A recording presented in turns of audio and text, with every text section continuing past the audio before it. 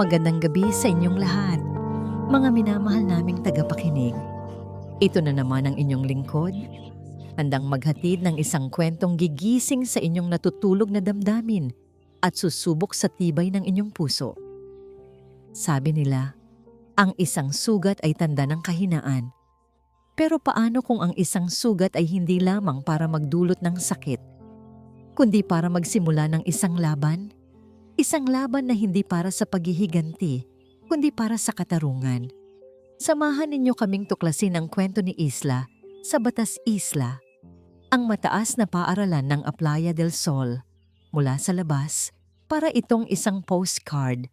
Malawak ang luntiang damuhan, matatayog ang mga puno ng akasya, at ang gusali ay pininturahan ng kulay puti na kumikinang sa ilalim ng sikat ng araw. Isang paraiso. Pero sa unang araw pa lang niya, alam na ni Isla magsaysay na may mali sa paraisong ito. May kakaibang bigat sa hangin, isang katahimikang hindi natural. Ang mga ngiti ng mga estudyante ay hindi umaabot sa kanilang mga mata.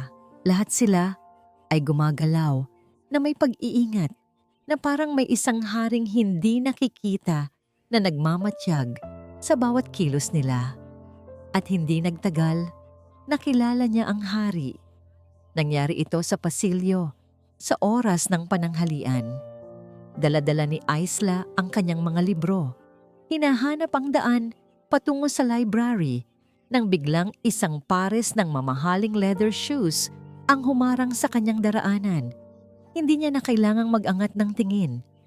Ang yabang na bumabalot sa tindig nito ay sapat na. Oops! Hindi kita nakita, new girl. Ang boses ay malalim at may halong panguuyam. Dahan-dahang itinaas ni Isla ang kanyang paningin. Ang may-ari ng boses ay si Bantugan Soliman. Nakita na niya ito kanina. Napapaligiran ng mga alipores niya. Tinitingala ng lahat na may pinaghalong takot at paghanga. Ang anak ng hepe ng pulisya, ang hari ng Playa del Sol. Then you should probably get your eyes checked. Kalmadong sagot ni Isla. Walang bakas ng takot sa kanyang boses. Isang saglit na katahimikan. Ang mga estudyante sa paligid ay napahinto. Ang kanilang mga mata ay nanlalaki sa gulat. Walang sino man ang sumasagot ng ganoon kay Bantugan. Isang ngangisi ang sumilay sa labi ni Bantugan.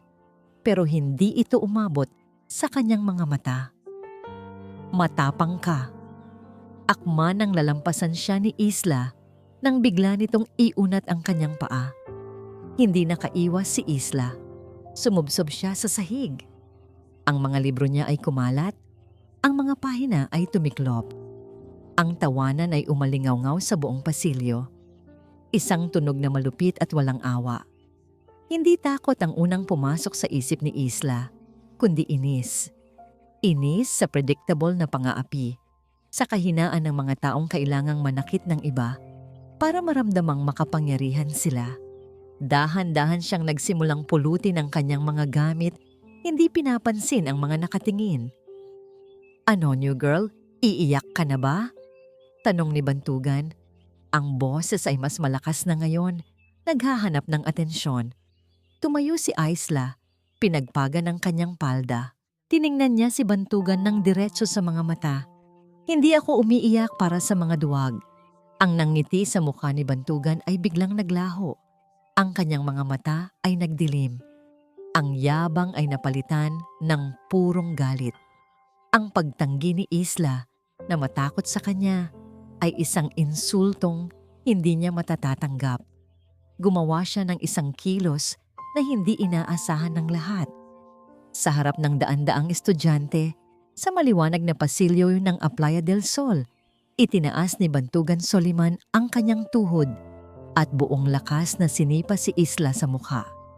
Isang malutong na tunog, isang matalas na kirot, at pagkatapos, ang mainit at malagkit na pakiramdam ng dugong dumadaloy mula sa kanyang ilong.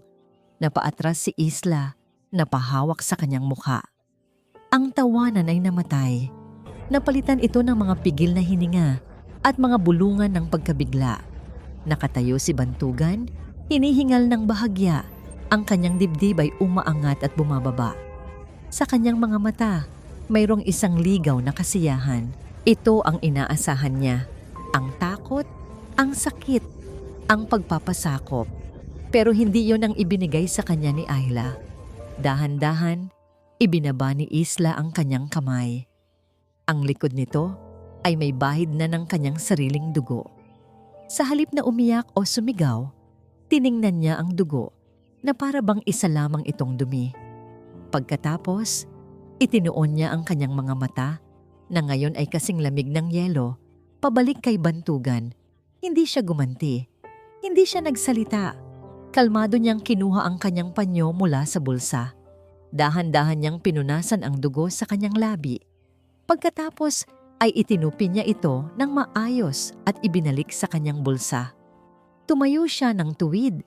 Ang kanyang baba ay bahagyang nakaangat. Bawat kilos niya ay kontrolado. Bawat kilos niya ay isang paghamon. Ang katahimikan sa pasilyo ay halos nakakabingi. Lahat ay naghihintay kung ano ang susunod na mangyayari. Huminga ng malalim si Isla. At nang magsalita siya, ang kanyang boses ay hindi nanginginig. Ito ay malinaw, matatag, at may bigat ng isang bagay na mas matanda at mas mapanganib kaysa sa simpleng galit ng isang teenager. You should know, simula niya, ang bawat salita ay binibigkas ng may diin. The law defines this as felony assault. Minimum sentence, 5 years. Napatawa si Bantugan, ngunit ang tawa ay pilit. At sino ka para sabihin yan? Itinuro ni Isla ang kanyang sarili. Ang dulo ng kanyang daliri ay may bahid pa rin ng dugo. At sa isang pangungusap, binago niya ang lahat. Ang laro, ang mga patakaran, ang balanse ng kapangyarihan sa Playa del Sol. You just assaulted the daughter of a federal agent. Ang yabang sa mukha ni Bantugan ay nag-atubili sa unang pagkakataon. Isang anino ng pag-aalinlangan ang dumaan sa kanyang mga mata. Bago pa man may makapagsalita, isang malakas na boses ang pumunit sa katahimikan. Anong kaguluhan ito? Ang prinsipal ng paaralan, isang lalaking nasa katanghalian, ang edad at may malaking tiyan, ay mabilis na lumapit. Ang kanyang mukha ay nagpapakita ng pagkainis. Ngunit nang makita niya si Bantugan, ang kanyang ekspresyon ay lumambot. Ang tingin niya ay lumipat kay Isla, sa duguan nitong ilong, at ang pagkainis ay bumalik. Hindi niya tinanong si Isla kung ayos lang siya. Hindi niya tinanong kung ano ang nangyari. Lumapit siya kay Ila. Ang kanyang boses ay mababa at puno ng babala. Miss Magsaysay, ito ang unang araw mo.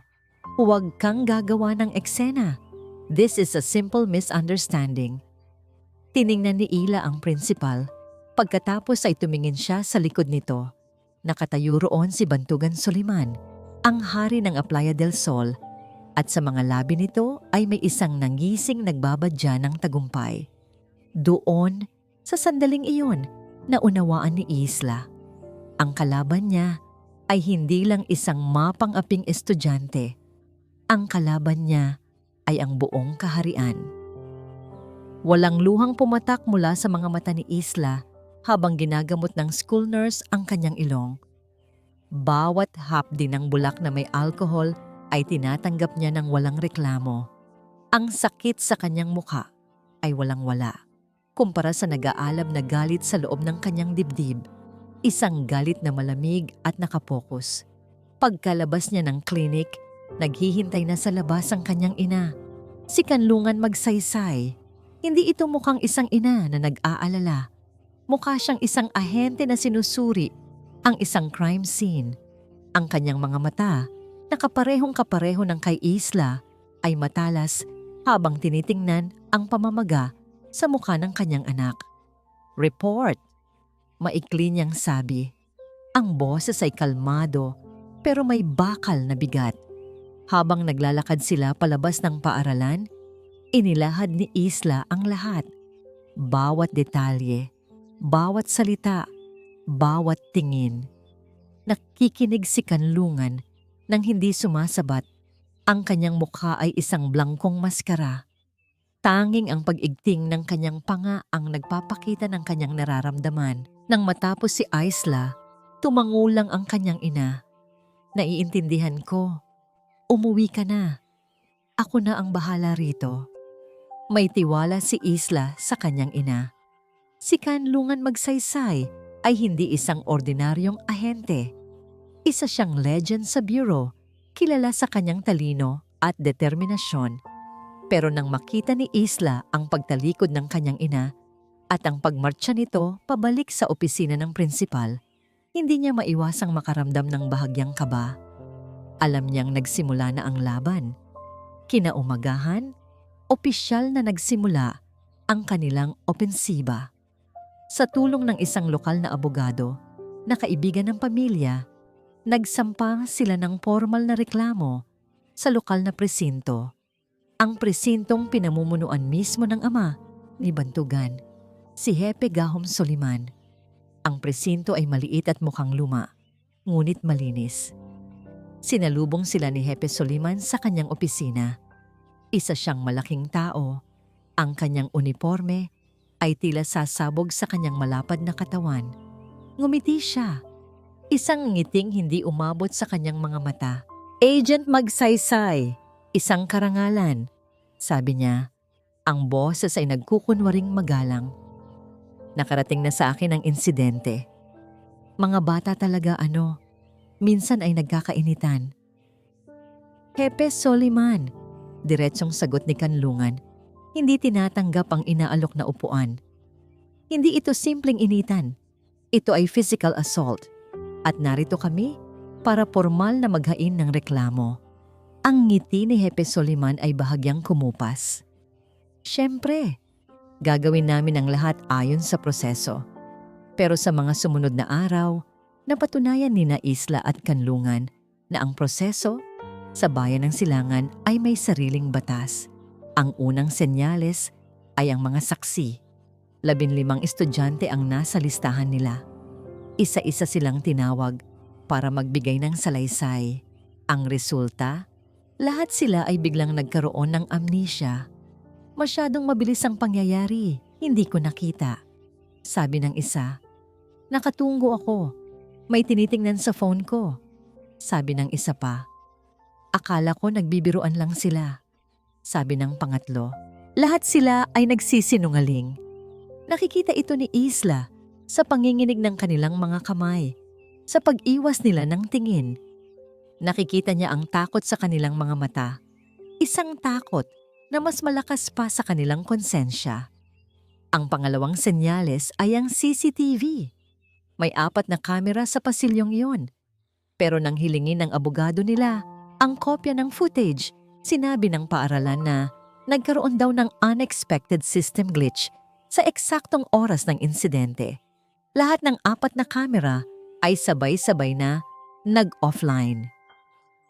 Isang pader, bulong ni Isla sa kanyang ina isang gabi, habang tinitingnan nila ang mga papel ng kaso na halos walang laman. Para tayong bumabangga sa isang pader ng katahimikan. Hindi ito katahimikan, Isla, sagot ni Kanlungan. Ang mga mata ay nakapokus sa isang litrato ni Hepe Soliman na nakikipagkamay sa alkalde. Ito ay isang orkestra at si Hepe Soliman ang konduktor.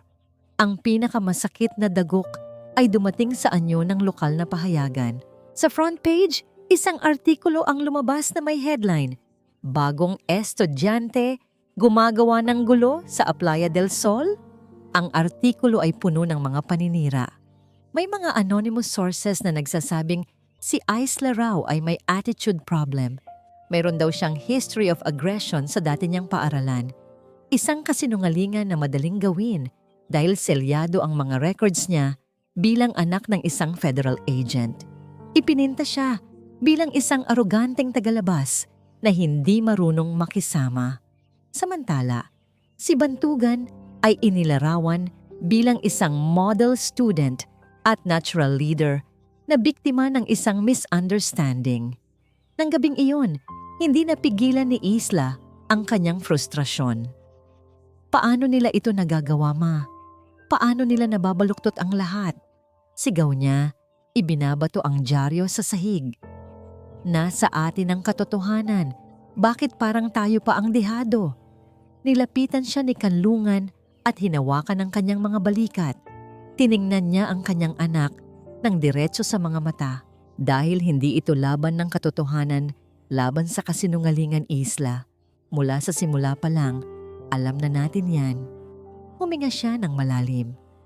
Ito ay laban ng katotohanan, laban sa kapangyarihan. At sa maliit na bayang ito, si Hepe Soliman ang may hawak ng lahat ng kapangyarihan. Pinulot ni Kanlungan ang dyaryo. Tinitigan niya ito, ang kanyang mukha ay determinado. They built a wall. Fine, then we won't try to break it. We will find a way to get under it, over it, or through it. We will find a crack. Every wall has a crack. Bumalik si Isla sa paaralan kinabukasan na may bagong bigat sa kanyang dibdib. Ngayon, ang bawat tingin sa kanya ay may kasamang panghuhusga. Ang mga bulungan ay sumusunod sa kanya saan man siya magpunta. Siya na ang kontrabida sa sarili niyang kwento. Habang naglalakad siya sa pasilyo, nakasalubong niya si Bantugan. Nakatayo ito kasama ang kanyang mga kaibigan, tumatawa, na para bang walang nangyari. Nang makita siya nito, ang tawa nito ay humina at tinitigan siya. Walang pagsisisi sa mga mata nito. Tanging pagtatagumpay. Nagpatuloy si Isla sa paglalakad. Ang kanyang mga kamay ay nakakuyom sa kanyang tagiliran. Kailangan nilang makahanap ng bitak sa pader. Kailangan nilang makahanap ng kahinaan. Pag-uwi niya ng hapon, habang binubuksan niya ang kanyang laptop para mag-research tungkol kay Hepe Soliman, isang notifikasyon ang lumitaw sa kanyang screen. Isang email mula sa isang hindi kilalang address. Walang subject. Nag-atubili si Isla. Maaring isa itong spam or virus, pero may nag-udyok sa kanya na buksan ito. Ang laman ng email ay isang pangungusap lang. Walang bantas, puro maliliit na letra. Hindi aksidente ang pagkamatay ng nanay niya. Mag-ingat ka na pahinto sa paghinga, si Isla. Nanlamig ang kanyang buong katawan. Ang ina ni Bantugan.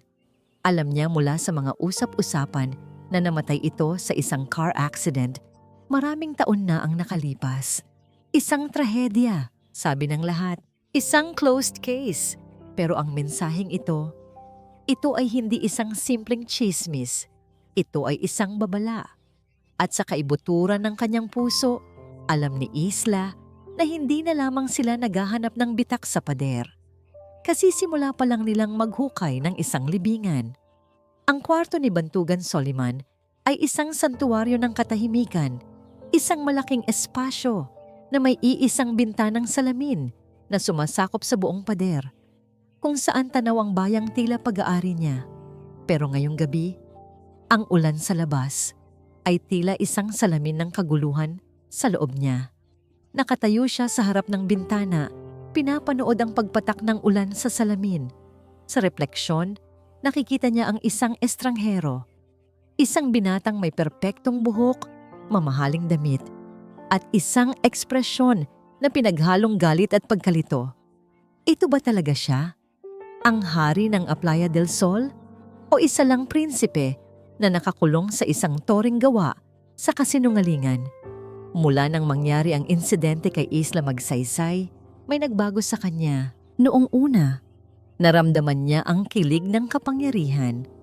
Ang makitang bumagsak ang babaeng iyon, ang makita ang dugo sa kanyang mukha, nagbigay iyon sa kanya ng isang madilim na kasiyahan. Iyon ang laging sinasabi ng kanyang ama. Huwag kang magpapakita ng kahinaan, Bantu. Sa mundong ito, kumakain ka o kinakain ka. Pero ang hindi niya inaasahan ay ang pagtayo nito. Ang paraan ng pagtingin nito sa kanya. Hindi takot, kundi awa. At ang mga salita nito, hindi ako umiiyak para sa mga duwag. Ang mga salitang iyon ay bumabaon sa kanya na parang mga pako tuwing gabi. Duwag. Siya ba ay duwag?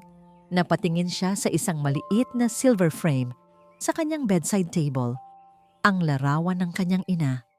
Nakangiti ito, ang kanyang mga mata ay puno ng buhay. Ang kanyang buhok ay nililipad ng hangin. Kuha iyon sa huling bakasyon nila, ilang linggo bago ang aksidente. Aksidente. Iyon ang tawag ng lahat. Isang gabi ng malakas na ulan, isang madulas na kalsada, isang sasakyang nawalan ng kontrol.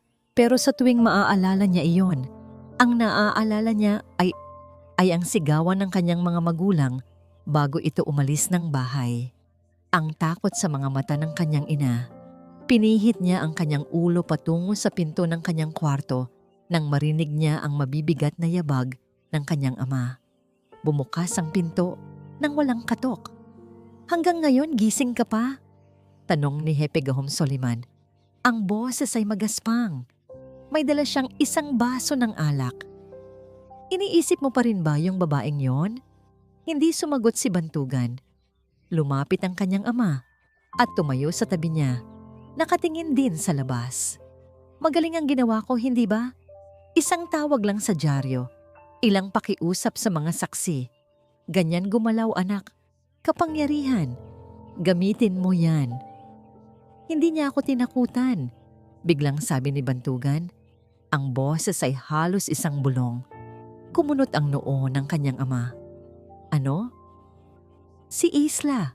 Hindi siya natakot sa akin kahit noong sinipa ko siya." Tumingin si Bantugan sa kanyang ama. "Bakit?" Isang tawa ang kumawala kay Hepe Soliman. Isang tawang walang saya. Dahil mayabang siya, ganoon din ang nanay niya. Akala nila, dahil taga-gobyerno sila, kayanan nila ang lahat. Pero sa bayan ko, ako ang batas. Lumagok siya ng alak. "Huwag kang mag-alala.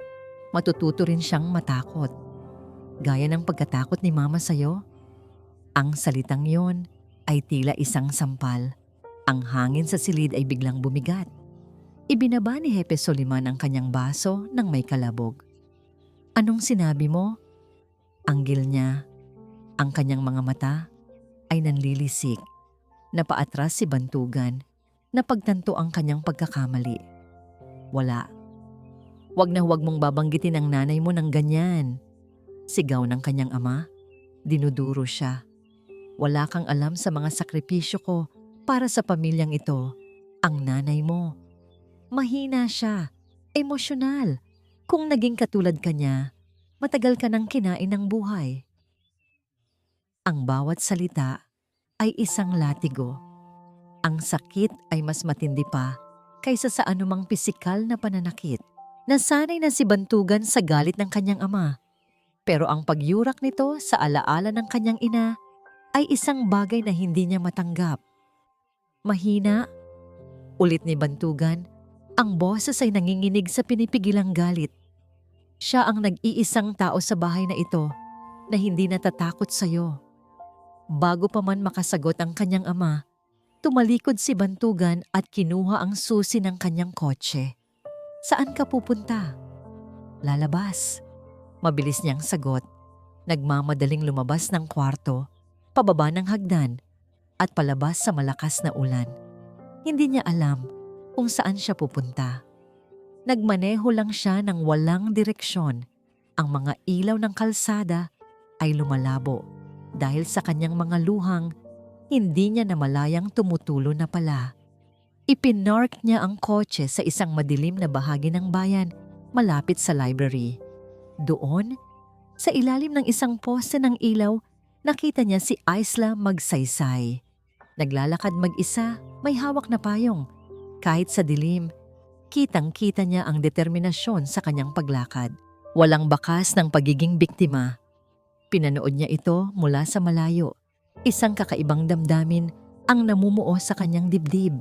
Hindi ito galit. Hindi rin ito pagsisisi. Isang bagay na mas komplikado. Pag-usisa, respeto, at isang anino ng inggit. Si Isla, sa kabila ng lahat, ay malaya. Malaya siyang lumaban. Samantalang siya, si Bantugan, ang hari. ay isang bilanggo sa sarili niyang palasyo, hawak sa leeg ng sarili niyang ama. Babalik na sana siya sa pagmamaneho nang mapansin niyang pumasok ang kanyang ama sa isang bar sa kabilang kalsada. Ilang minuto pa, isa pang lalaki ang sumunod, isang makapangyarihang negosyante sa kanilang bayan. Madalas niyang nakikitang kasama ito ng kanyang ama. Nagpa siya si Bantugan na maghintay. Pagkalipas ng halos isang oras, lumabas ang kanyang ama. Ang mukha ay seryoso. Mag-isa itong pumasok sa kotse nito at nagsimulang magmaneho pa uwi. Pero bago pa man niya paandarin ang sariling sasakyan, narinig niya ang boses ng kanyang ama mula sa naka-Bluetooth na speaker ng kotse nito na hindi pa nito napapatay at aksidenteng nakakonekta pa rin sa phone niya.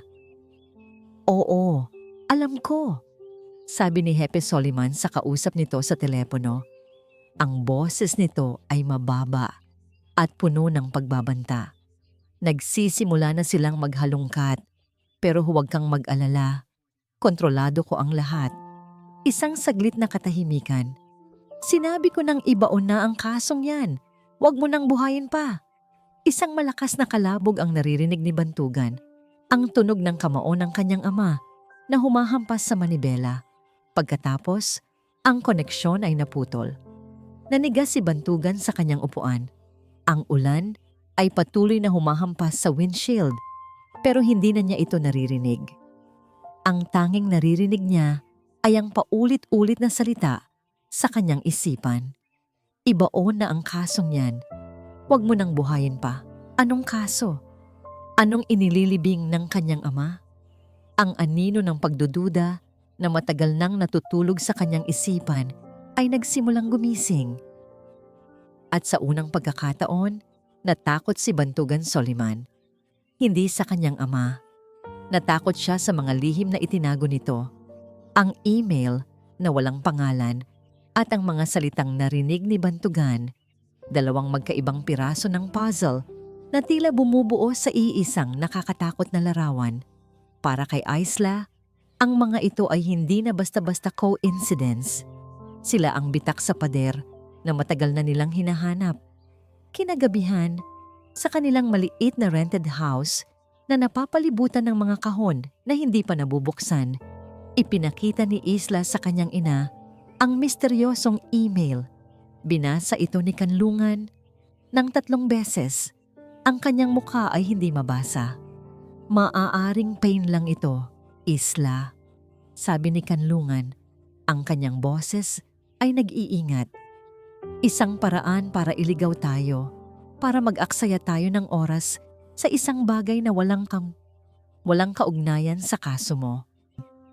"O maaring ito na ang sagot, ma," giit ni Isla. Ito ang kahinaan ni Hepe Soliman. Nararamdaman ko.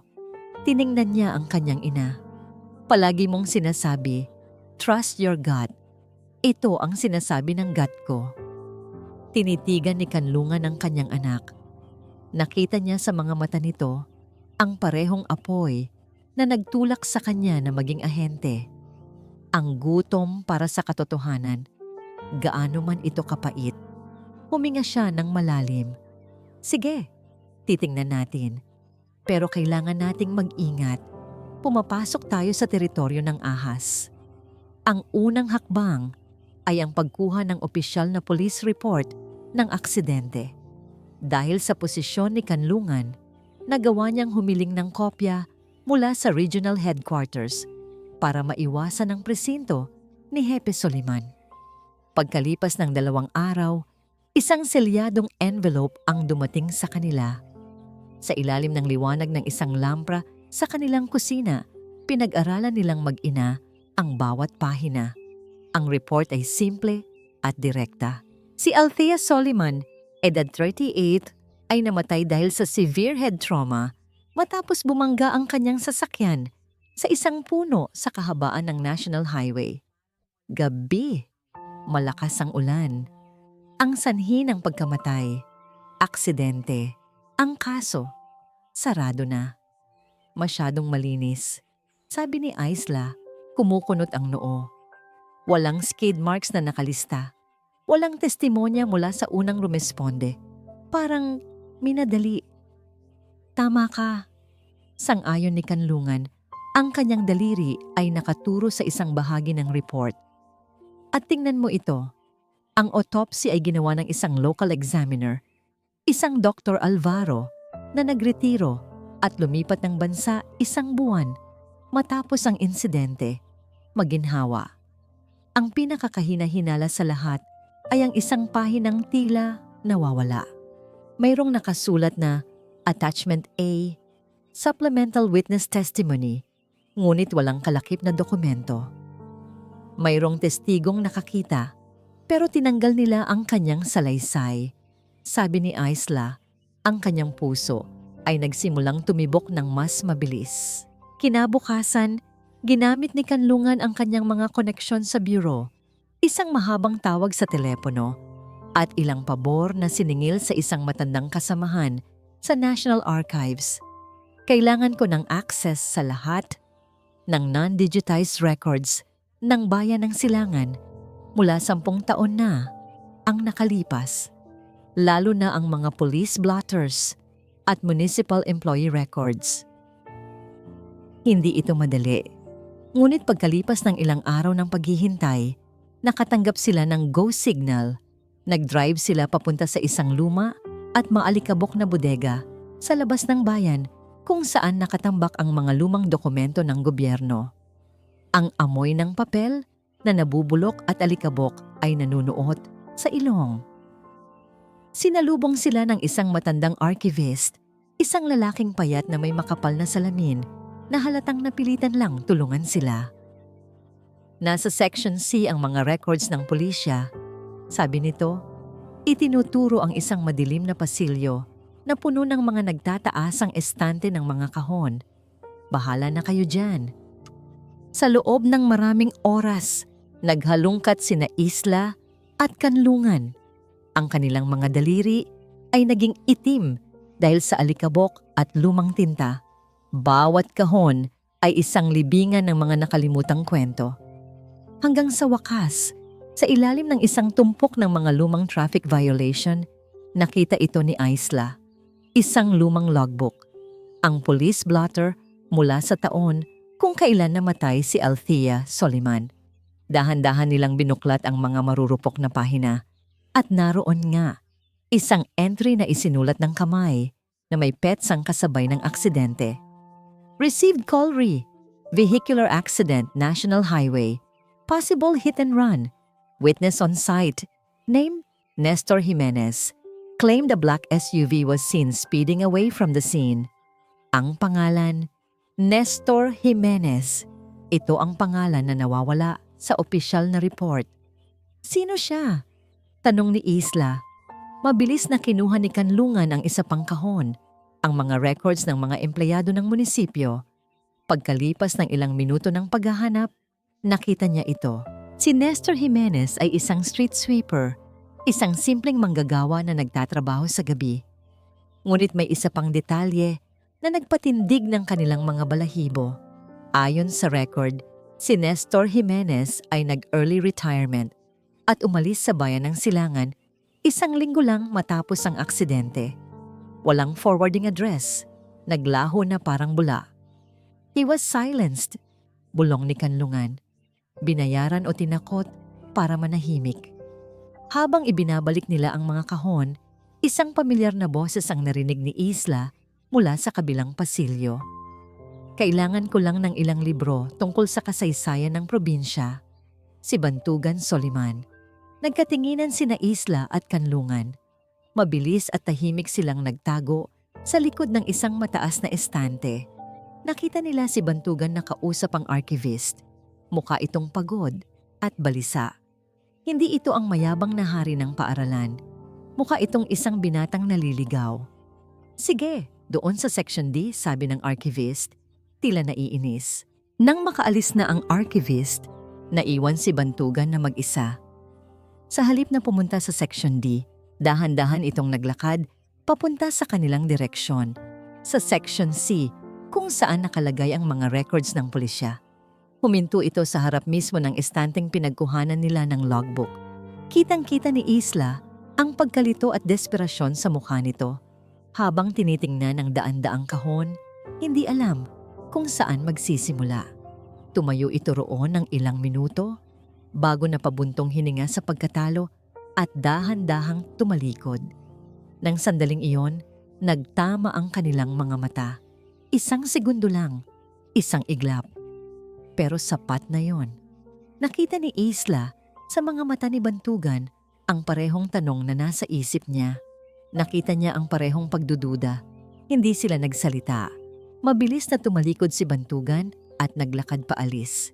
Naiwan sina Isla at Kanlungan sa katahimikan ng maalikabok na bodega. Naghahanap din siya, sabi ni Isla. Oo, sagot ni Kanlungan. Ang kanyang mga mata ay matalim. Kinuha niya ang kanyang telepono at nagsimulang mag-type. At kailangan nating mauna sa kanya. Nagdial siya ng isang numero. Hello, I need a trace. The name is Nestor Jimenez. And while you're at it, huminto si Kanlungan at tiningnan ang isang lumang dyaryo sa mesa na may larawan ni Hepe Soliman sa isang business event. Sa tabi nito ay isang pamilyar na muka, ang negosyanteng nakita ni Bantugan na kasama ng kanyang ama sa bar. Tinitigan ni Kanlungan ang pangalan sa ilalim ng larawan.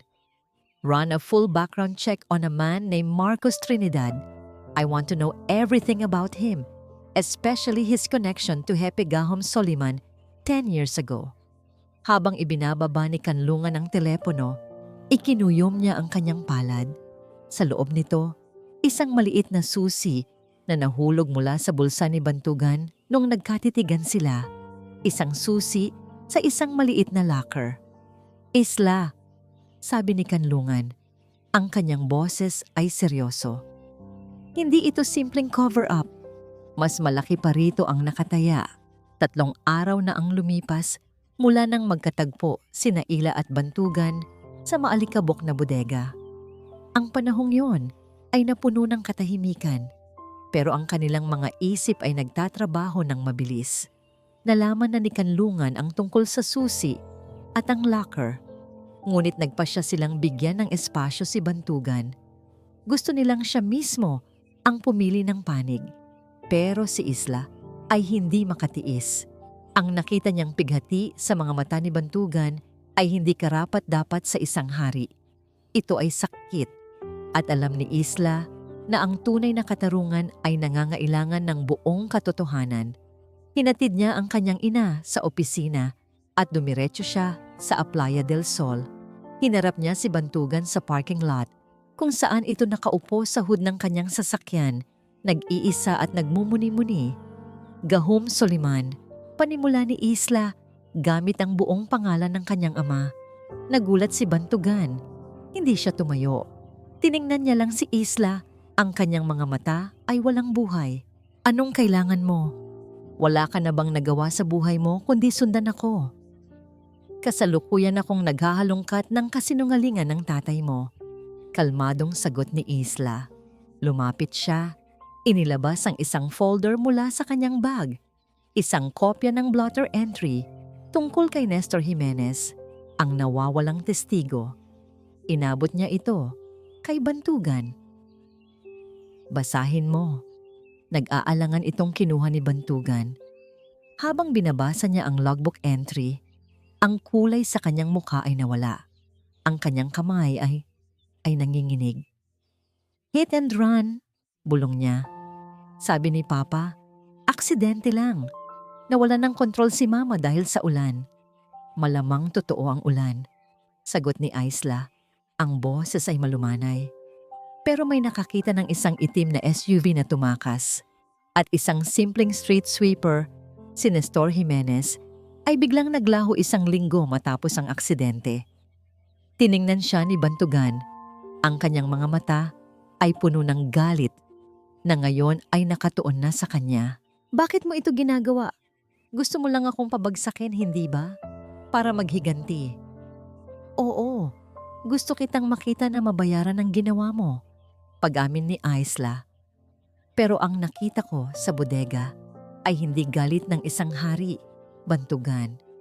Nakita ko ang isang anak na naghahanap ng sagot. At ang hinahanap mo ay hindi katarungan para sa akin. Hinahanap mo ang katotohanan tungkol sa nanay mo. Inilapit ni Isla ang kanyang mukha kay Bantugan.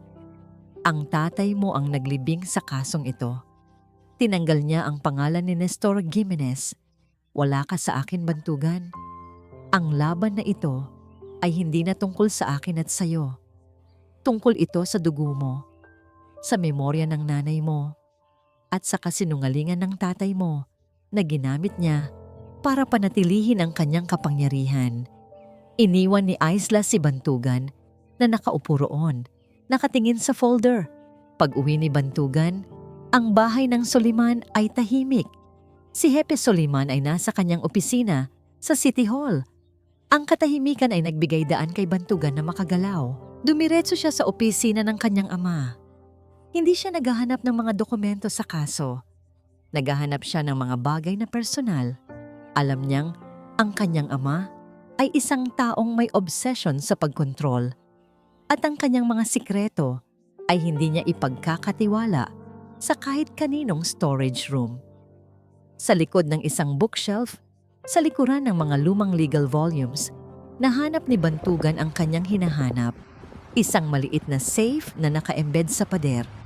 Alam niya ang code, ang anibersaryo ng kasal ng kanyang mga magulang.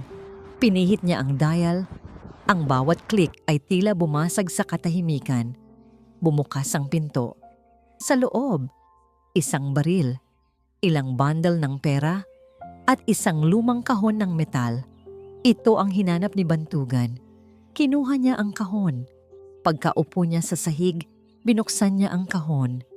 Ang una niyang nakita ay ang opisyal na police report. Ang kumpleto at orihinal na bersyon, kasama ang lahat ng attachment A. Ito ay ang salaysay ni Nestor Gimenez na nagpapatunay na ang sasakyang tumakas ay pag-aari ng isang MT, Marcos Trinidad. Ang pangalan ni Marcos Trinidad, ang negosyanteng palaging kasama ng kanyang ama. Ang pangalan na narinig niyang binabanggit ng kanyang ama sa telepono. Kasunod nito, may nakita siyang isang sulat. Isang sulat na may kulay na, nakatiklop ng maingat, nakasulat sa sulat kamay ng kanyang ina. Ito ay isang liham paalam. Nagsimulang bumasa si Bantugan. Ang kanyang hininga ay huminto. Anak ko, Bantugan, kung nababasa mo ito, ibig sabihin, huli na. Matagal na akong takot.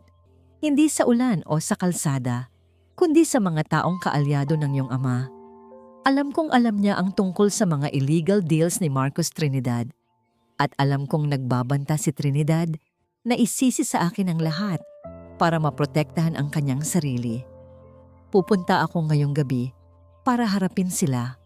Kung hindi ako makabalik, Bantugan, tandaan mo, huwag kang maging katulad ng iyong ama. Ang tunay na lakas ay hindi kapangyarihan. Ito ay katarungan. Hanapin mo ang katarungan, anak, para sa akin. Ang mga salita ay tila isang palakol na humiwa sa kanyang kaluluwa. Hindi aksidente, hindi rin suicide, murder, at alam ng kanyang ama. Sa sobrang sakit, hindi na niya napigilan ang kanyang hininga. Sumigaw siya, hindi isang sigaw ng galit, kundi isang sigaw ng pighati at matinding pagtataksil. Ang taong pinagkatiwalaan niya, ang taong nagturo sa kanya ng lahat tungkol sa lakas at kapangyarihan, ay hindi lamang nagkubli ng isang krimen. Sinakripisyo nito ang kanyang ina para sa pera at alyansa. Kinuha ni Hepe Gahom Soliman ang buhay ng kanyang ina at pagkatapos ay ginamit ang kanilang pagkamatay upang turuan siya ng aral ng kahinaan. Biglang bumukas ang pinto. Nakatayo roon si Hepe Soliman. Ang mukha ay galit na galit dahil sa ingay. Nakita niya si Bantugan, nakaupo sa sahig, hawak ang kahon, at ang liham paalam ng kanyang ina. Nag-iba ang ekspresyon ni Hepe Soliman mula sa galit, naging takot, at pagkatapos ay naging isang malamig na determinasyon. Hindi! Bulong ni Bantugan. Ang kanyang boses ay balik. Sinira mo ako. Sinira mo si Mama. Lumapit si Hepe Soliman, mabilis at mapanganib. Hindi ko siya sinira, mahina siya. Pinili niya ang moralidad kaysa sa pamilya at ginawa ko ang kailangan kong gawin para panatilihin ang pangalan natin. Lumuhod ang kanyang ama sa harap niya. Hindi na siya isang pulis, hindi na siya isang pinuno. Siya ay isang desperadong tao. Nakita mo ang ginawa ng babaeng yon, Bantugan? Ang anak ng ahente? Sinisira niya ang lahat ng binuo natin. Kaya't pinili ko ang kapangyarihan para protektahan ka. Dahan-dahan, kinuha ng kanyang ama ang sulat mula sa nanginginig na kamay ni Bantugan. Ngayon, pumili ka, sabi ni Hepe Soliman. Ang kanyang boses ay bumalik sa pagiging malamig, malakas, at hindi mapag-aalinlanganan. Tinitigan niya ng diretso ang kanyang anak, ang katotohanan na sisira sa atin, na magpapabilanggo sa akin, na aalisin sa iyo ang lahat ng meron tayo, at magpapagawa sa iyo ng isang duwag. Itinapon niya ang sulat sa lamesa. O ang kasinungalingan na bubuhay sa iyo, na magbibigay sa iyo ng pangalan at kapangyarihan. Piliin mo, anak. Naiwan si Bantugan sa kwarto, nag-iisa. Ang kanyang mundo ay gumuho, ang kanyang pagkatao ay nabura. Ang kanyang ama ay isang mamamatay tao. Ang kanyang ina ay isang biktima at siya ay isang duwag na nagsampa ng karahasan laban sa isang inosenteng tao para lang patunayan ng isang lakas na puro kasinungalingan. Kinuha niya ang susi na nakuha ni Isla mula sa kanya, ang susi na hindi niya alam kung saan ginagamit. Ngunit ngayon, alam na niya. Iyon ang susi sa maliit na locker na nirentahan ng kanyang ina bago siya mamatay. Kailangan niyang pumili. Ang kapangyarihan na pinoprotektahan ng kasinungalingan o ang katotohanan na nag-aalok ng kalayaan. Hindi siya nakakita ng anumang dahilan para mabuhay sa mundo ng kasinungalingan. 2 araw na nagkulong si Bantugan Soliman sa kanyang kwarto. Hindi siya kumakain, hindi siya natutulog. Ang tanging kasama niya ay ang mga multo ng nakaraan at ang bigat ng isang desisyon na babago sa lahat. Sa labas ng kanyang pinto, naririnig niya ang kanyang ama na nagpapabalik-balik. Minsan ay sumisigaw, minsan ay nagmamakaawa. Ngunit para kay Bantugan, ang boses na yon ay ingay na lamang ng isang estranghero. Sa ikatlong gabi, nang ang buong bahay ay tahimik na, dahan-dahan siyang lumabas ng kanyang bintana, dala ang isang maliit na bag. Sa loob nito ay ang metal na kahon na naglalaman ng katotohanan. Naglakad siya sa ilalim ng dilim, ang isip ay blangko. Ang tanging malinaw sa kanya ay ang kailangan niyang gawin. Samantala, sa bahay ng mga magsaysay, hindi mapakali si Isla. 2 araw na siyang hindi pumapasok, ma, sabi niya kay Kanlungan. Paano kung may ginawa sa kanya ang tatay niya? Hepe Soliman is a monster, but he won't kill his own son. His legacy is tied to Bantugan, sagot ni Kanlungan, kahit na may bakas din ng pag-aalala sa kanyang boses. Ang mas kinakatakot ko ay baka tuluyan na siyang makumbinsi ng ama niya. Baka piliin niya ang kasinungalingan. Biglang tumunog ang burner phone ni Isla, isang teleponong binili nila para sa mga sensitibong komunikasyon, isang hindi rehistradong numero. Nagkatinginan sila ni Kanlungan. Sinagot ni Isla at inilagay sa speaker. Hello? Magsaysay. Ang boses sa kabilang linya ay pagod, basag, at halos hindi makilala. Pero alam ni Isla kung kanino ito. Si Bantugan. Saan ka? Tanong ni Isla. Sinusubukang panatilihing kalmado ang kanyang boses. Sa lumang pier. Mag-isa kang pumunta. Dalhin mo ang nanay mo kung gusto mo. Wala na akong pakialam. Kailangan kong ibigay ito sa inyo. Ang pier ay abandonado at madilim. Ang tanging liwanag ay nagmumula sa buwan na sumisilip sa mga ulap. Ang hangin ay malamig at amoy alat. Nakita nila si Bantugan na nakaupo sa dulo ng kahoy na daungan. Ang kanyang mga paa ay nakabitin sa ibabaw ng madilim na tubig. Dahan-dahang lumapit si Isla, habang si Kanlungan ay nanatili sa di kalayuan, nagmamasid. Hindi lumingon si Bantugan nang umupo si Isla sa tabi niya. Nakatingin lang ito sa malayo. Noong araw na saktan kita, simula niya, ang boses ay mahina. Ginawa ko yon dahil sinabi mong duwag ako at tama ka. Ako nga ang pinakaduwag na taong kilala ko. Tumingin siya kay Isla sa unang pagkakataon. Ang yabang sa kanyang mga mata ay ganap nang nawala. Ang natira ay isang malalim at nakakaawang kalungkutan. Buong buhay ko, sinunod ko ang utos ng isang halimaw sa pag-aakalang iyon ang magpapatibay sa akin. Pero ang totoo, iyon ang unti-unting pumatay sa kaluluwa ko. Inilapag niya ang metal na kahon sa pagitan nila. Nandyan lahat. Ang original na report, ang sulat ni Mama, lahat ng kailangan ninyo para pabagsakin siya. Tiningnan ni Isla ang kahon. Pagkatapos ay ibinalik ang tingin kay Bantugan. Bakit mo ito ginagawa? Isang mapait na ngiti ang gumuhit sa labi ni Bantugan. Dahil wala nang natira sa akin. Ang pangalan ko, ang yaman namin. Lahat iyon ay nabahira ng dugo ng sarili kong ina. Ang pagtulong sa inyo, ito na lang ang nag-iisang paraan para bigyan ng kahit katiting na hustisya ang pagkamatay niya. May kinuha siya sa kanyang bulsa, isang susi, ang susi na nahulog niya sa bodega. Ito ang susi sa isang locker sa bus station. Doon itinago ni Mama ang isang kopya ng lahat ng ebidensya laban kay Marcos Trinidad at sa tatay ko. Alam niyang mangyayari ito. Sa sandaling iyon, ang nakita ni Isla ay hindi na ang hari ng Playa del Sol. Ang nakita niya ay isang batang lalaki na nawalan ng ina at ngayon ay nawalan na rin ng ama. Sasaksi ako, sabi ni Bantugan. Ang kanyang boses ay nagkaroon ng bagong determinasyon. Sasabihin ko ang lahat ng alam ko, kahit ano pa ang mangyari sa akin. Tumayo si Isla, tumayo rin si Bantugan. Sa ilalim ng maputlang sinag ng buwan, ang dalawang dating magkaaway ay nakatayo bilang mga hindi inaasahang magkakampi. Umuwi ka na sa amin ngayong gabi, alok ni Isla. Hindi ka ligtas, umiling si Bantugan.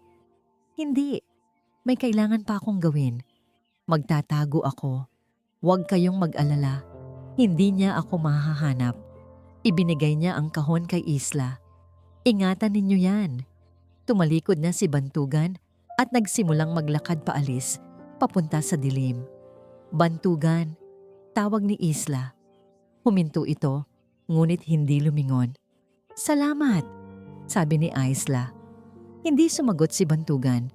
Nagpatuloy lang ito sa paglalakad hanggang sa tuluyan na siyang nilamon ng gabi.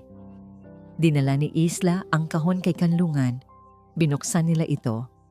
Ang katotohanan ay mas malala pa sa kanilang inaasahan. Hindi lang ito cover-up ng isang hit and run.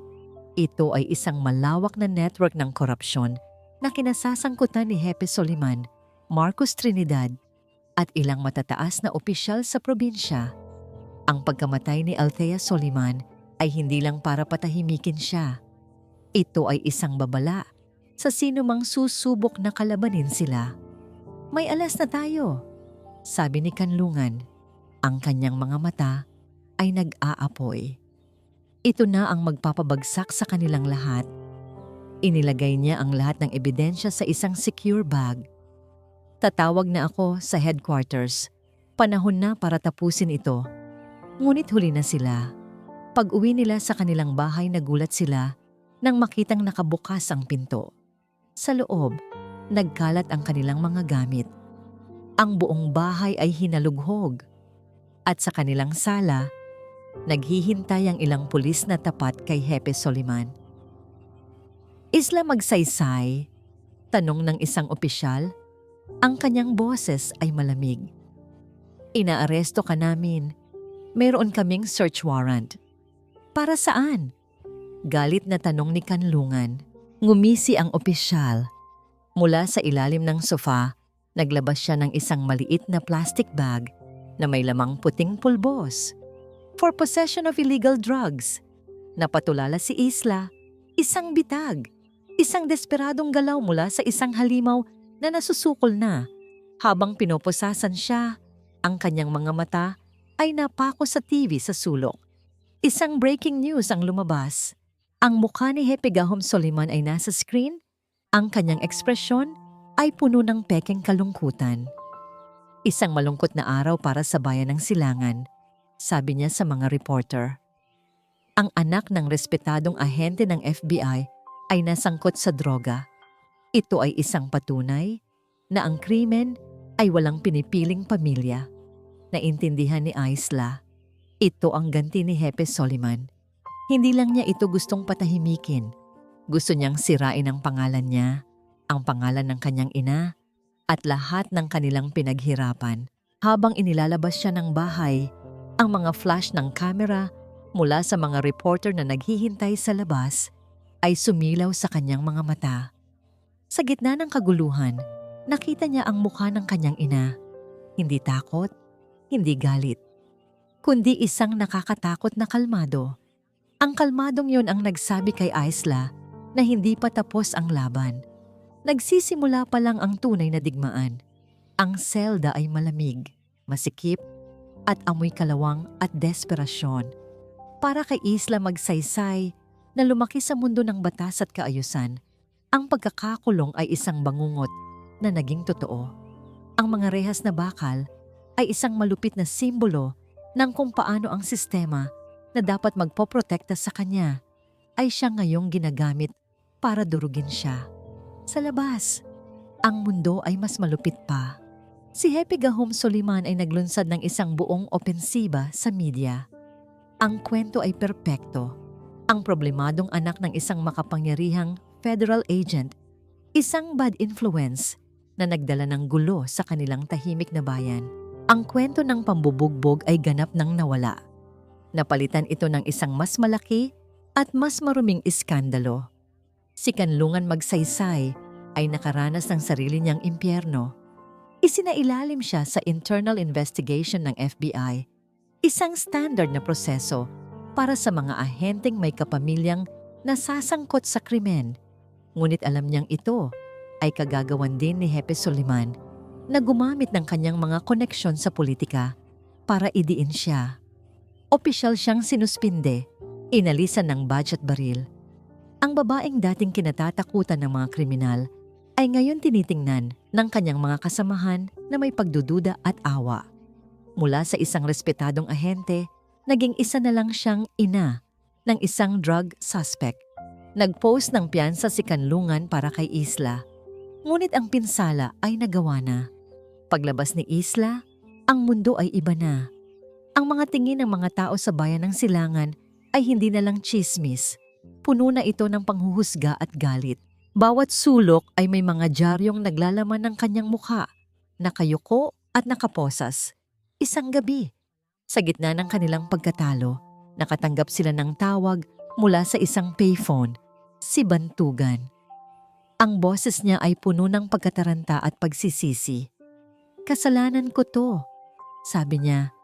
Ang kanyang hininga ay mabigat. "Dapat hindi ko kayo iniwan. Nakita ko sa balita." "Isla, patawarin mo ako. Susuko na ako. Sasabihin ko sa kanila ang lahat." "Huwag!" Mabilis na sagot ni Isla. Ang kanyang boses ay desperado. Iyon mismo ang gusto niya, Bantugan. Kapag sumuko ka, makokontrol ka niya. Itatago ka niya o mas malala pa. Ikaw na lang ang alas natin. Kailangan mong manatiling nakatago. "Pero paano? Sinisira niya kayo." "Mabubuhay kami," sabi ni Ayla. Sinusubukang maging matatag para sa kanilang dalawa. "Kailangan ka naming manatiling malaya. Itago mo ang susi. Itago mo ang sarili mo. Maghintay ka lang. Please, Bantugan. Para sa nanay mo."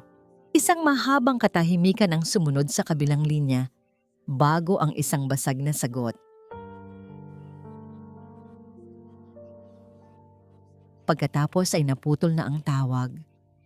Umupo si Isla sa sahig ng kanilang sala, sa gitna ng mga nagkalat na gamit na hindi pa rin nila naayos. Niyakap niya ang kanyang mga tuhod. Sa unang pagkakataon, mula nang magsimula ang lahat, naramdaman niya ang pagod.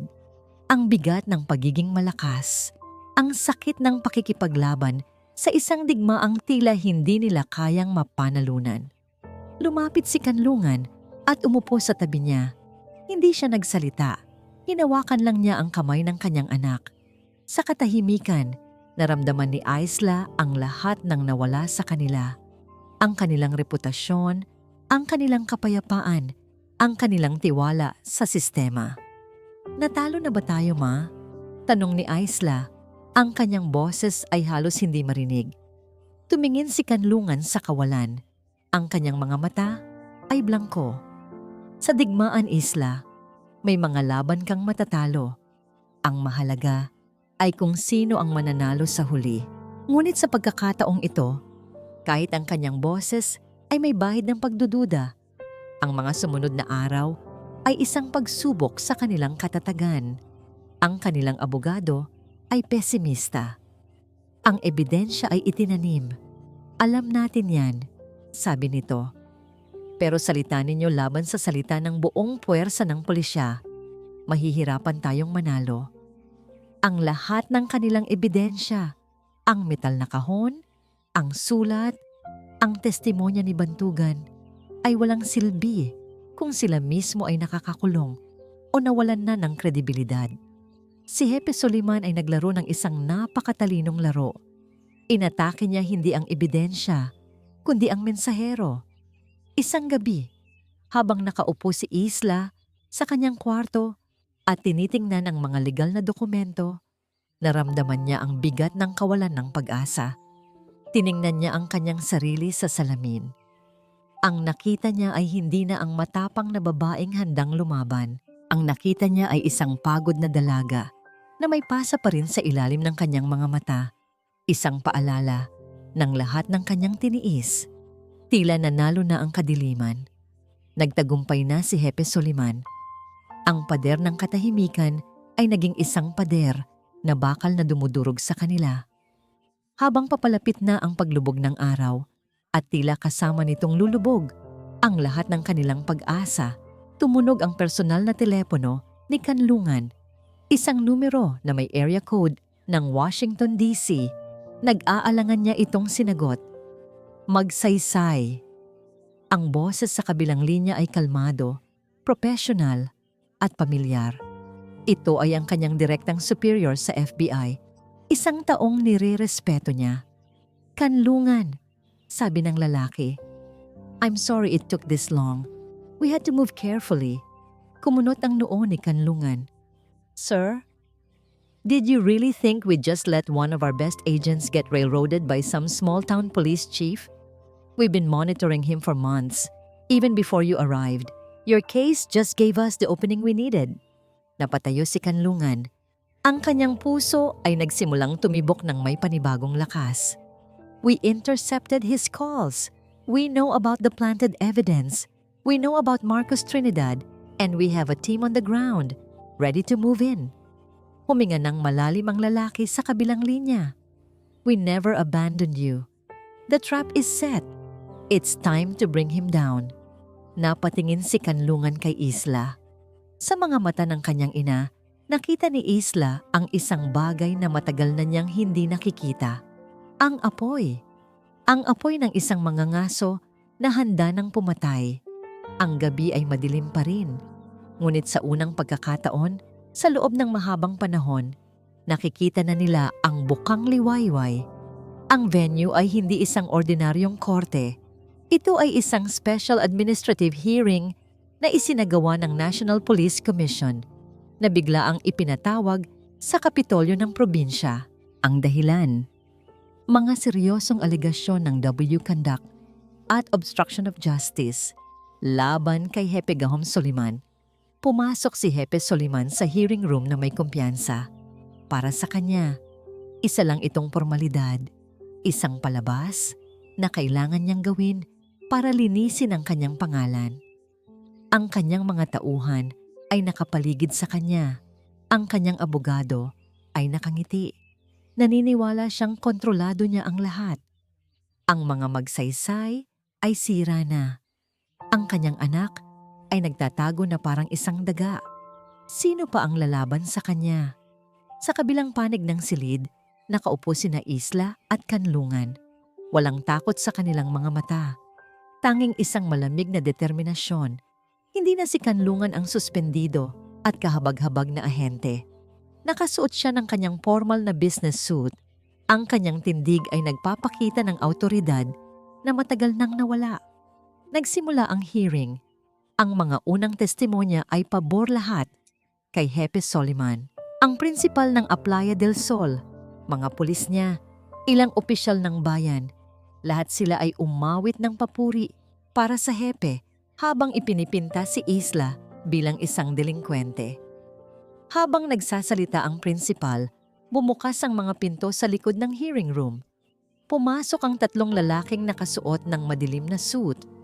Ang nasa gitna ay ang superior ni Kanlungan mula sa FBI, si Assistant Director Evans. Ang dalawa pa ay matataas na opisyal mula sa Department of Justice. Ang mangiti sa mukha ni Hepe Soliman ay nagsimulang maglaho. Ang pagdating ng mga taga-Maynila ay wala sa kanyang plano. "My apologies for the interruption," sabi ni Director Evans. Ang kanyang boses ay umalingaw-ngaw sa tahimik na silid. "The Federal Bureau of Investigation is here to present evidence relevant to this hearing as part of a joint task force with the DOJ on anti-corruption." Isang alon ng bulungan ang kumalat sa silid. Ang abogado ni Hepe Soliman ay tumayo para magprotesta. Ngunit isang matalim na tingin mula sa namumunong komisyoner ang nagpatahimik sa kanya. "Proceed, Director Evans," sabi ng komisyoner.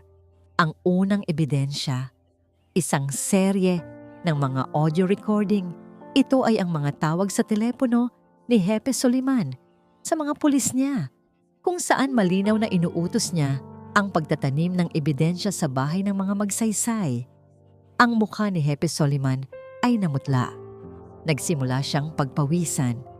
Ang pangalawang ebidensya, mga bank records at financial statements na nagpapakita ng milyon-milyong pisong bayaran sa pagitan ni Marcos Trinidad at isang dummy corporation na nakalink kay Hepe Soliman. Ang transaksyon, ginawa isang linggo matapos isara ang kaso ng pagkamatay ni Althea Soliman. Ang mga ito ay pawang gawa-gawa. Sigaw ni Hepe Soliman tumatayo. "Isang paninira mula sa mga taong gustong sirain ang aking magandang pangalan." "Kung ganoon, Hepe Soliman," kalmadong sabi ni Director Evans, "maari mo bang ipaliwanag kung sino ang kausap mo sa huling recording na ito?" Pinindot niya ang play. Ang boses ni Hepe Soliman ang umalingaw-ngaw, malinaw at malakas mula sa tawag na narinig ni Bantugan. "Sinabi ko nang ibaon na ang kasong yan. Huwag mo nang buhayin pa." Ang buong silid ay nabalot ng nakabibinging katahimikan. Lahat ng mga mata ay nakatuon kay Hepe Soliman, na ngayon ay nanginginig na sa galit at takot. "We have one final witness," pag-announce ng komisyoner. Ang kanyang boses ay walang emosyon. Papasukin ang testigo. Bumukas muli ang pinto. At mula roon, pumasok si Bantugan Soliman. Hindi na siya ang pagod at takot na binatilyo. Nakasuot siya ng simpleng damit. Ngunit ang kanyang paglakad ay may bigat at layunin. Ang kanyang mga mata ay hindi lumilingon sa kahit sino. Nakatuon lamang ito sa isang tao, ang kanyang ama. "Anong ginagawa mo rito?" Nanginginig na bulong ni Hepe Soliman. "Anak?" Umupo si Bantugan sa witness stand. Tumingin siya sa komisyoner, pagkatapos ay sa mga taong naroroon. At sa wakas, tiningnan niya ang kanyang ama. Ang kanyang mga mata ay pinaghalong pighati at determinasyon. "Ang pangalan ko ay Bantugan Soliman. Simula ni Saman Manim. Ang kanyang boses ay matatag. At narito ako para sabihin ang katotohanan tungkol sa pagkamatay ng aking ina, si Althea Soliman. Inilahad niya ang lahat. Ang liham, ang orihinal na police report, ang pag-amin ng kanyang ama. Bawat salita ay isang pako na lalong nagbaon kay Hepe Soliman sa kanyang kinasasadlakan. Nang matapos siya, kinuha ng abogado ni Hepe Soliman ang pagkakataon. Objection! Ang testimonya ng isang problemadong anak na may galit sa kanyang ama ay hindi maaaring paniwalaan. Kung ganoon, sabi ni Bantugan, lumingon siya sa kanyang ama. Itay, sabihin ninyo sa kanila, sabihin ninyo sa kanilang lahat na nagsisinungaling ako. Tumingin kayo sa mga mata ko at sabihin ninyong aksidente lang ang lahat. Lahat ay naghihintay. Tumingin si Hepe Soliman sa kanyang anak. Sa isang saglit, nakita ng lahat ang isang anino ng pagsisisi. Isang kislap ng pagmamahal ng isang ama. Ngunit mabilis itong nawala, napalitan ng malamig at desperadong pangangailangan na iligtas ang sarili. Wala akong alam sa sinasabi ng batang ito, sabi ni Hepe Soliman. Ang boses ay garalgal. Nasisiraan na siya ng bait. Iyon na ang huling dagok para kay Bantugan. Ang pagtanggi ng kanyang ama na akuin ang kasalanan kahit sa huling sandali, ang siyang tuluyang pumutol sa anumang natitirang ugnayan sa pagitan nila. Isang mapait na ngiti ang sumilay sa labi ni Bantugan. Inaasahan ko na yan. Lumingon siya sa mga ahente ng FBI. Nasa bus station, locker 143. Ang susi ay nasa ilalim ng upuan ng aking motorsiklo na nakapark sa likod ng korte. Naroon ang kopya ni mama ng lahat. Parang isang bombang sumabog ang lahat. Nagkagulo ang mga tao. Sumigaw si Hepe Soliman. Sinusubukang tumakas. Ngunit mabilis siyang pinalibutan ng mga ahente ng DOJ. Sa gitna ng kaguluhan, isang opisyal ang lumapit kay Hepe Gahom Soliman. Hawak ang isang pares ng posas. Hepe Gahom Soliman, inaaresto ka namin para sa mga kasong murder, obstruction of justice, at multiple counts of corruption. Ang tunog ng paglak ng posas sa kanyang mga pulso ang siyang hudyat ng pagbagsak ng isang kaharian. Habang inilalabas siya, ang kanyang mga mata ay puno ng galit na nakatutok kay Bantugan. Ngunit si Bantugan ay hindi na natinag. Nang luminaw na ang silid, naiwan sina Isla, Kanlungan at Bantugan. Nagtama ang kanilang mga paningin. Walang salitang namutawi, hindi kailangan. Ang bigat ng nakaraan at ang hindi tiyak na hinaharap ay nasa pagitan nila. Ang hustisya ay naibigay na. Ngunit ang paghilom, iyon ay isang panibagong laban na kakaharapin pa lamang nila. Lumipas ang 6 na buwan. Ang ingay ng iskandalo sa bayan ng Silangan ay unti-unti nang humupa, napalitan ng isang maingat na optimismo. Ang pagbagsak ni Hepe Gahom Soliman at ng kanyang mga kasabwat ay naglantad sa kanser ng korupsyon na matagal nang kumakalat sa kanilang komunidad. Ngayon, sa ilalim ng bagong pamunuan, ang bayan ay dahan-dahang naghihilom. Ang kwento ni Isla Magsaysay ay naging isang pambansang sensasyon. Ang kanyang katapangan na labanan ang isang buong sistema ay nagbigay inspirasyon sa marami.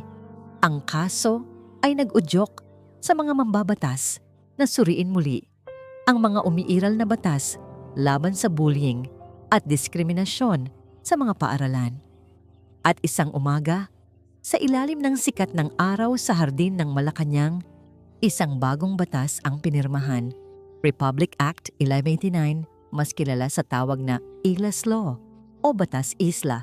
Ito ay isang komprehensibong batas na nagbibigay ng mas mabigat na parusa sa bullying, lalo na kung may motibo ng diskriminasyon, at nagtatatag ng mas malinaw na mga mekanismo para protektahan ang mga biktima. Nakatayo si Isla sa entablado, sa tabi ng Pangulo, bilang panauhing pandangal. Nakasuot siya ng simpleng puting bestida habang nagbibigay siya ng kanyang maikling talumpati. Ang kanyang boses ay kalmado, ngunit puno ng bigat. Ang batas na ito ay hindi simbolo ng aking tagumpay, sabi niya sa harap ng mga kamera at ng buong bansa.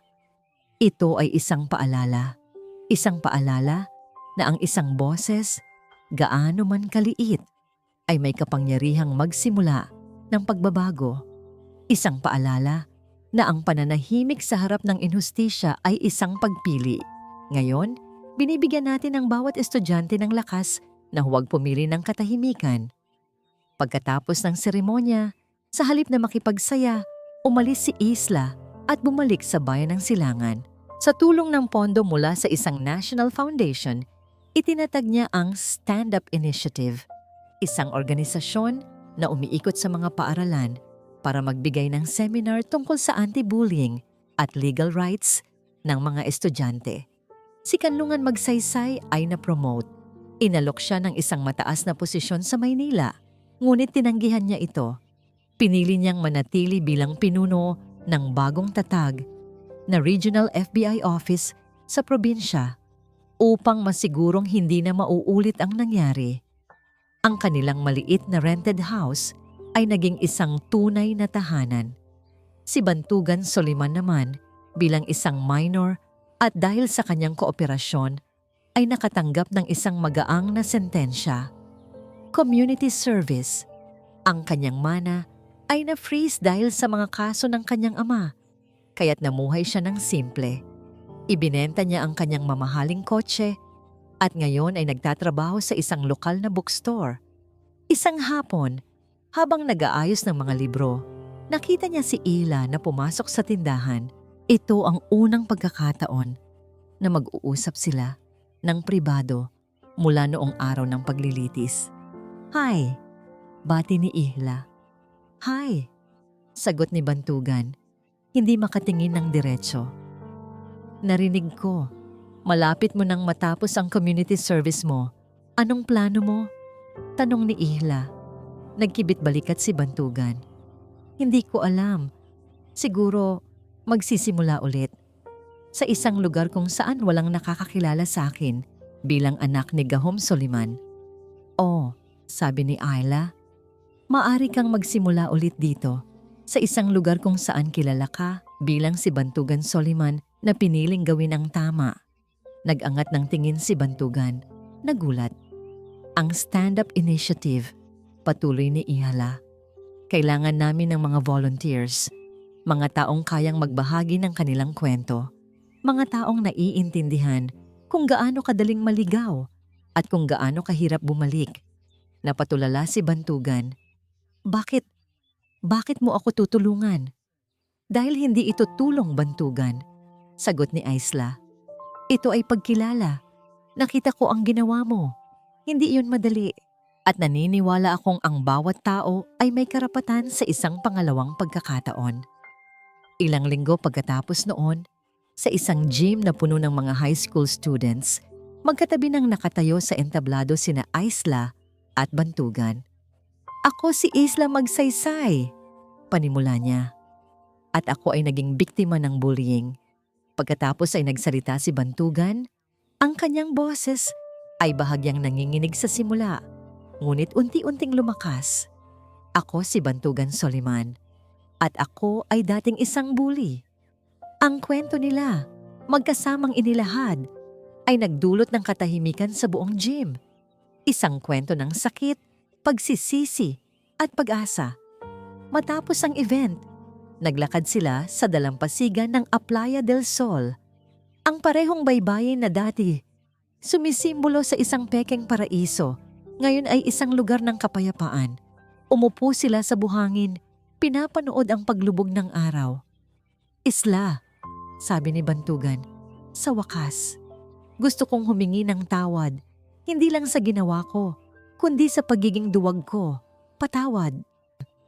Tumingin si Isla sa kanya. Ang galit na dati niyang naramdaman ay matagal nang nawala. Ang nakikita niya ngayon ay isang tao na nagpupumilit magbago. "Pinapatawad na kita, Bantugan," sabi niya, At sa unang pagkakataon, isang tunay na ngiti ang sumilay sa kanyang mga labi. Hindi sila magkasintahan, hindi rin sila matalik na magkaibigan. Sila ay dalawang taong pinag-ugnay ng isang marahas na nakaraan, ngunit pinili na bumuo ng isang mapayapang hinaharap. Ang kanilang relasyon ay isang bagay na mas malalim, isang ugnayan ng respeto at pag-unawa.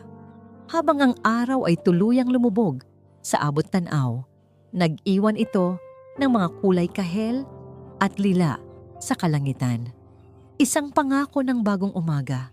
Hindi na sila ang mga batang nagbanggaan sa isang pasilyo. Sila ay mga survivors at sa katahimikan ng Playa del Sol, sa wakas ay natagpuan nila ang kanilang kapayapaan. At dito po nagtatapos ang kwento nila, Isla at Bantugan. Isang paglalakbay na nagturo sa atin na ang tunay na lakas ay hindi nasusukat sa kakayahang manakit, kundi sa kakayahang tumayo matapos masaktan at gamitin ang sugat na yon para maghilom, hindi lang ng sarili, kundi ng buong komunidad. Taos puso po akong nagpapasalamat sa inyong walang sawang pagsubaybay sa kwentong ito, ang Batas Isla. Naway mayroon kayong napulot na aral at inspirasyon. Nais ko pong marinig ang inyong saloobin. Ano ang pinakapaborito ninyong bahagi ng kwento? Ano ang masasabi ninyo sa pagbabago ni Bantugan? I-comment nyo lang po sa ibaba dahil binabasa ko po ang lahat ng iyan. Kung nagustuhan nyo ang kwentong ito, isang pindot lang po sa like button, ay share sa inyong mga kaibigan at kapamilya, at kung hindi pa po kayo nakapag-subscribe, ngayon na po ang tamang panahon. Malaking tulong po iyan para patuloy kaming makagawa ng mga kwentong tulad nito. Muli, ako po ang inyong lingkod, nag-iiwan ng isang paalala. Ang bawat puso ay may sariling kwento, at ang bawat kwento ay may aral na naghihintay. Pagpalain po kayo ng Panginoon, kayo at ang inyong buong pamilya. Hanggang sa muli.